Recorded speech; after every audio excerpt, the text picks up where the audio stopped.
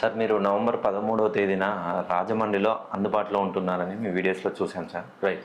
మీ దగ్గరికి వచ్చేవాళ్ళు చాలామంది అమ్మా, నాన్న కాయ కష్టం చేసేసి వాళ్ళు రూపాయి పోగేసుకొని వాళ్ళ పిల్లలు అబ్రాడ్‌లో సెటిల్ అయ్యి వాళ్ళు సమస్యలతో ఉంటే మీ దగ్గరికి ఆ సమస్యలు చెప్పుకోవడానికి వస్తున్నారని విన్నాం సార్. అవును. సో ఇది నిజమేనా? అవును, ఖచ్చితంగా నిజమే. నాకు రాజమండ్రి వాసుడు అంటే ఎంతో అభిమానం అండి. ఎస్. మన భారతదేశంలోనే నేను చూసినటువంటి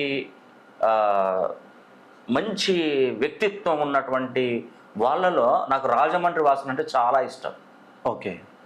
వాళ్ళు చాలా ఒకరిని ఇబ్బంది పెట్టరండి. ఎవరిని ఒకరి అసలు ఇబ్బంది పెట్టే పరిస్థితే ఉండదు. ఎవరైనా కూడా రాజమండ్రిలో నేను చెప్పింది చెప్పినట్టుగా చేసుకొని ఎంతో మంది బాగుపడ్డారండి.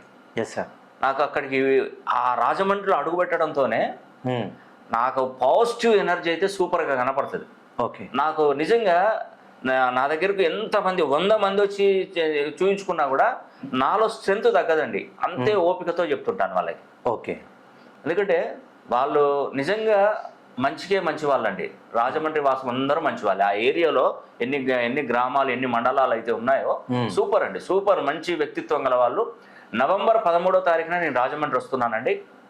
మీరు ఏదైనా కష్టాలతో ఇబ్బంది పడితే నేను ఒక ధైర్యంగా నిలబడతాను. నేను మీ కష్టాలన్నీ తీర్చే బాధ్యత నాది. ఖచ్చితంగా చేస్తున్నానండి. ఎందుకంటే నేను నా మనసుకు నచ్చిన ఊరు రాజమండ్రి. నేను ఎప్పుడూ ఏ విధంగా చెప్పలేదు నేను. Yes sir.